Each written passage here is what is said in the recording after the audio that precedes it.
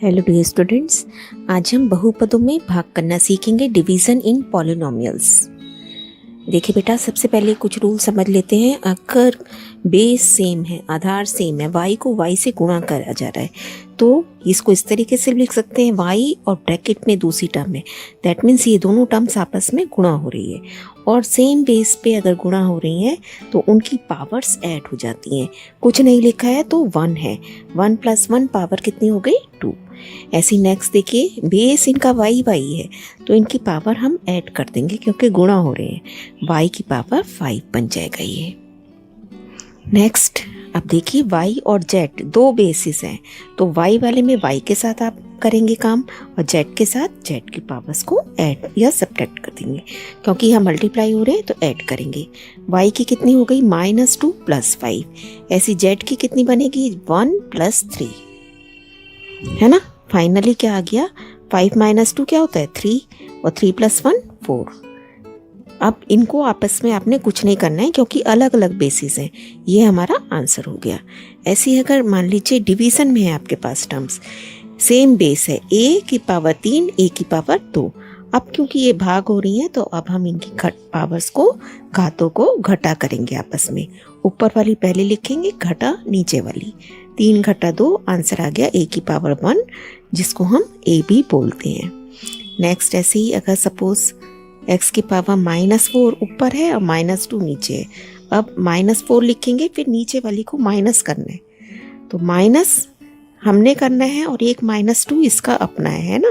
तो ये क्या बन गया, माइनस माइनस प्लस हो जाएंगे। x की पावर -4 + 2। अब आपको पता है इसको अलग अलग साइन है, माइनस करेंगे और साथ में बड़ी टर्म का साइन, तो x की पावर -2 हमारा आंसर आ गया। अब देखिए आगे चलते हैं, जबकि हमें मल्टीप्लिकेशन करनी है इस तरीके से, है ना, दो टर्म्स के साथ। ये सब हम पहले भी कई बार कर चुके हैं। x को x से मल्टीप्लाई करना है, x की पावर 2 बन गया। फिर x को 2 से करना है तो ये 2x हो जाएगा + 2x। क्या बन गया आपके पास।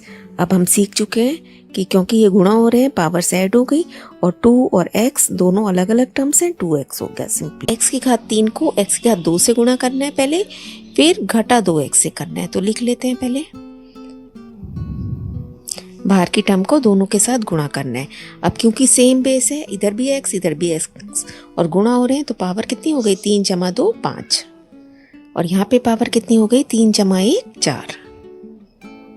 ऐसे ही अब ये देखिए, अब जितनी प्रैक्टिस होगी उसके बाद हम डायरेक्ट भी कर सकते हैं, है ना। आपको पता चल जाएगा कि क्योंकि ये गुणा हो रही है, सीधा आप नंबर को नंबर से गुणा करेंगे। 3 × 2 6, फिर x की पावर 2 + 4 6 बना दोगे आप। फिर घटा 5 को 3 से करना है तो घटा 15 हो गया। अब x की कितनी हो गई 2 + 3 5, फिर 7 को 3 से करना है तो कितना बन गया 21 और साथ में x²। ठीक है। नेक्स्ट देखिए, अगर इस तरीके से हमारे पास टर्म्स है ना, डिवीज़न में है, तो अब क्या होगा, ऊपर वाली पावर में से नीचे वाली माइनस कर देंगे क्योंकि बेस दोनों का x है। तो यहाँ बन गई 3 घटा 1 2, यहाँ पे हो जाएगी 5 घटा 2 x की पावर 3। यहाँ पे देखिए 2 ऐसे ही रहेगा नंबर, हमें x की पावर देखनी है, 4 घटा 1 3। अब यहाँ 3 और 6 को काट देंगे, घटा 2 बचा यहाँ पे क्योंकि घटा का साइन है बाहर, और x की पावर कितनी हो जाएगी 7 घटा 3 यानी कि 4। अब बेटा, अब हम अपने फाइनल काम पे आते हैं, जिसमें एक बहुपद को आपने दूसरे नंबर से बहुपद से डिवाइड करना है। तो आपने क्या करना है, सबसे पहले इसकी फर्स्ट टर्म देखेंगे जो भी आपका वेरिएबल है, ठीक है। इसको आपने एक हाईलाइट कर लेना है, बॉक्स में डाल देना है, जब तक आप ये काम में परफेक्ट नहीं हो जाते तब तक के लिए, अदरवाइज तो हम सीधा ही करेंगे। अब आपने क्या करना है, इसकी फर्स्ट टर्म को इससे डिवाइड करके देखना है रफ वर्क में। तो x² को x से डिवाइड करेंगे, वो हम सीख चुके हैं। क्योंकि भाग हो रहे हैं तो पावर्स घटा हो जाएंगी। तो क्या बचा 2 घटा 1 खाली x बचा। अब जो ये x आया इसे हम यहाँ लिखेंगे आंसर में भी, और इसी x से आप इस वाले जिससे हम भाग कर रहे हैं उस रकम को गुणा कर देंगे। यानी कि इधर x ही था ऑलरेडी और x ही हमें मिला है तो x को x से गुणा कर दिया।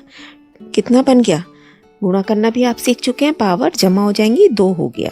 ये जो आपका एक्स स्क्वायर आया उसको अब हम यहाँ लिखेंगे और ये जो भाग करके आया था उसे आंसर में लिखेंगे। यहाँ एक्स लिख दिया और जो गुणा करके आया उसे आप नीचे लिखेंगे। अब क्या करते हैं, घटा कर देते हैं। भाग जब हम करते हैं घटा करते हैं ना, घटा करने से क्या हुआ, क्योंकि ये सेम टर्म्स हैं, ये भी एक्स स्क्वायर ये भी एक्स स्क्वायर, दोनों कट गई आपस में। क्या बचा, यहाँ से कुछ नहीं बचा है ना, तो अगली टर्म उतार ली ऊपर से 2x। अब देखो फिर से क्या करोगे आप, ये जो 2x है इसको इस x से भाग करके देखोगे। पहले भाग करा तो क्या हुआ, x से x कट गया, सेम है बिल्कुल, तो क्या बचा, खाली 2। अब ये जो 2 आया आपका, इस 2 से आप इसको गुणा करोगे तो क्या हो जाएगा, 2 गुणा x 2x हो जाएगा। अब इस 2x को आप वापस यहाँ लिख दोगे और ये 2 को आंसर में लिखेंगे, +2 आंसर में लिख दिया, और ये जो गुणा करके आया उसे वापस यहाँ लिखा। फिर से निशान बदलेंगे, घटा करेंगे, 0 बच गया इधर और ऊपर से अगली रकम उतारी, घटा 5। ठीक है।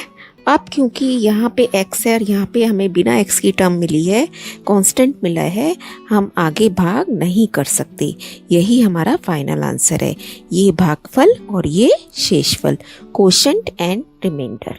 इसे लिख देंगे, quotient is x + 2 and remainder शेषफल इज -5। नेक्स्ट देखिए, सेम प्रोसेस हमें फॉलो करना है। अब की बार यहाँ पे भी 2 टर्म्स हैं। फिर से आप इसके पहली टर्म को हाईलाइट कर लेंगे और इसके भी पहली टर्म को, x को खाली, वेरिएबल को। ठीक है, तो अब क्या करना है, इसको इससे भाग करके देखेंगे। एक्स स्क्वायर को x से, रफ वर्क में चलेंगे, एक्स स्क्वायर को x से भाग किया, पावर घटा हो गई, खाली x बचा।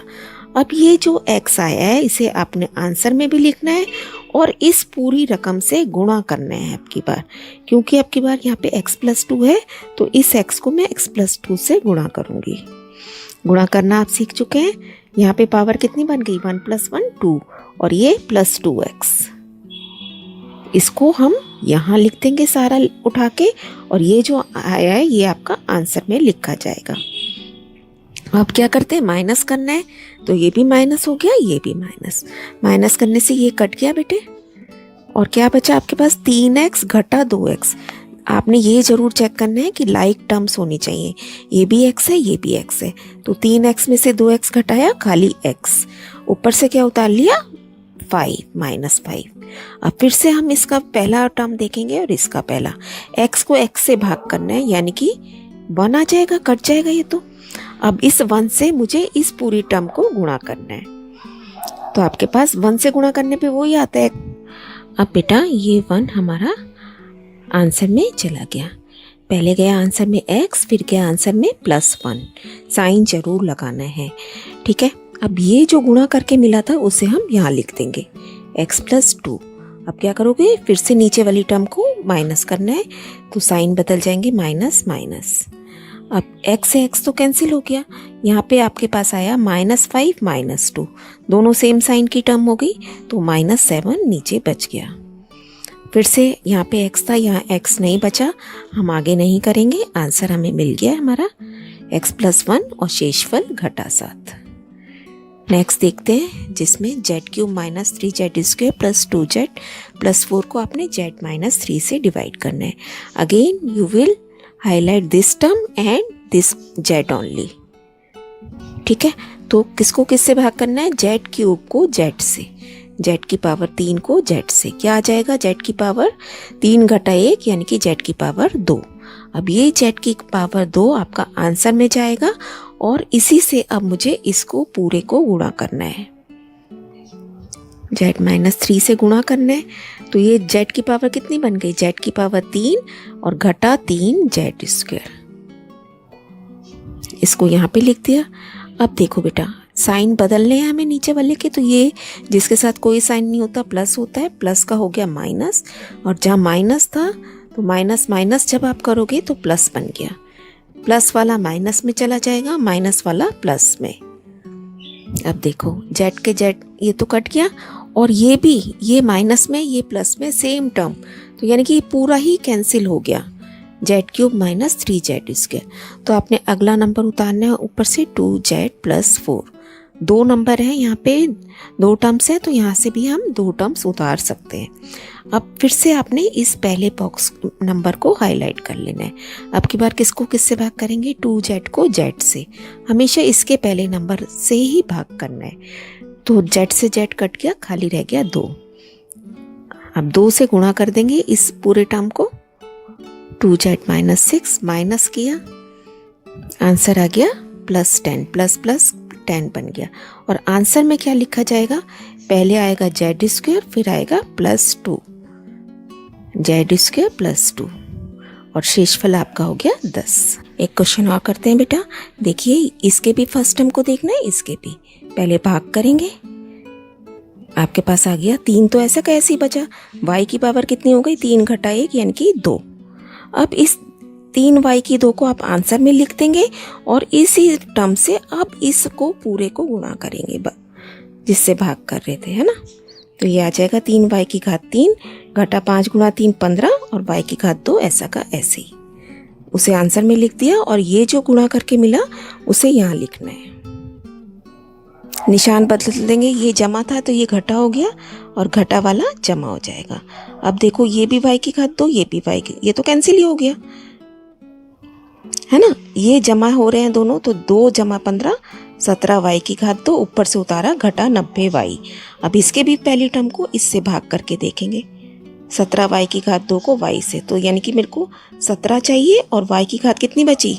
2 घटा 1 y, 17y अब आपका आंसर में चला जाएगा, जमा 17y, खाली 17y नहीं लिखना है यहाँ पे, जमा 17y। अब 17y से गुणा कर देंगे तो आपके पास आ गया 17y की घात 2, 17 घटा 5 से गुणा करेंगे तो घटा 85y। जो गुणा करके मिला उसे यहाँ लिख दिया, निशान बदल लिए, ये घटा का और ये घटा है तो ये जमा का, ये पूरा का पूरा कैंसिल हो गया। और ये देखो, घटा 90y जमा 85y, ध्यान से करना है। तो घटा की टर्म बड़ी है तो घटा 5y हमें मिल जाएगा, आंसर में 17y लिखा जाएगा। आपको पता है ये आंसर है हमारे। बचा हमारे पास घटा 5y, ऊपर से उतारा 25 जमा 25। अब फिर से इसके पहली टर्म को इससे भाग करके देखेंगे, घटा 5y को y से भाग किया, y कट गया, घटा 5 मिला, यानी कि अब अगला आंसर में क्या जाएगी टर्म? घटा 5। घटा 5 से इस पूरे को गुणा करेंगे, देखो घटा 5y जमा 25, ये सेम हमें यहाँ मिल गया है, घटा 5y जमा 25। जब आप इसके निशान बदलोगे, एक घटा एक जमा कैंसिल हो गया, ये जमा ये घटा, नीचे वाले निशान माने जाएंगे, जो ऊपर के हैं वो उनके नहीं माने जाएंगे। नीचे बदल के जब हम लिखते हैं वही हमें कंसीडर करने हैं। तो ये पूरी टर्म सेम हो गई, अब ये कट गई, शेषफल 0 हो गया। यहाँ पे आंसर हमारा ये हो गया भागफल क्वेश्चन, एंड रिमाइंडर इज 0। तो बेटा आई होप कि अब आपके कोई डाउट नहीं रहेंगे, मेन आपको कहाँ कहाँ कन्फ्यूज़न होता है और गलतियाँ करते हैं, अब आप क्लियर इस वीडियो से समझ जाएंगे। पहले भाग करने के नियम भी समझिए, गुणा के भी, और जब टोटल बहुपद को किसी बहुपद से भाग करना होता है तब कैसे हमें प्रोसीड करना है। Please learn carefully, keep on learning, stay blessed.